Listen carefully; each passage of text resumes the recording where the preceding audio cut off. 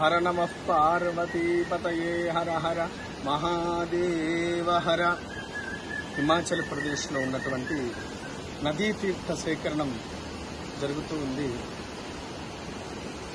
నిన్న రాత్రి వరకు హిమాచల్ ప్రదేశ్ అంతా కూడా బంద్గా ఉంది.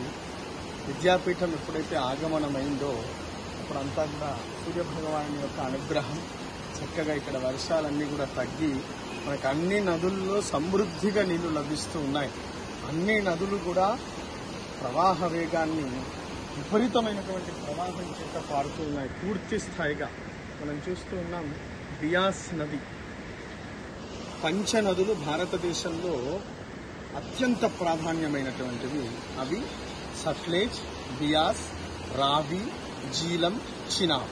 ఈ 5 నదులను పంచనదులు అని అంటారు. ఈ 5 నదుల సంగమ ప్రాంతాలు ఎక్కడైతే మైదానాలుగా 5 నదులు వెళ్లి సముద్రాన్ని కలుస్తాయో ఆ మధ్యలో ఉన్నటువంటి మైదానాలలో అత్యధికమైనటువంటి పంటలను పండుతాయి. అధిక సారవంతమైనటువంటి నేలలుగా అవి పరిగణించబడతాయి. అటువంటి గొప్ప నదుల్లో ఈ బియాస్ నది చాలా ఉధృతంగా ప్రవహిస్తూ ఉంది. ఈ బియాస్ నది హిమాచల్ గుండా, జమ్మూ గుండా పశ్చిమ మహాసముద్రంలో కలుస్తుంది. ఈ మహానది మన భారతదేశంతో పాటు పాకిస్తాన్లో కూడా పారేటువంటి నది ఈ మహానది. అత్యంత కష్టతరమైనటువంటి నదీ సేకరణ కూడా విద్యాపీఠం ఇంత ప్రవాహంలో ఉన్నా కూడా చక్కగా శ్రమ కోర్చి ఆపై నుంచి పైకి దిగి ఈ నదీ తీర్థాన్ని సేకరించడం జరిగింది. విద్యాపీఠానికి జయోస్తు, విద్యాపీఠ సంకల్పానికి జయోస్తు.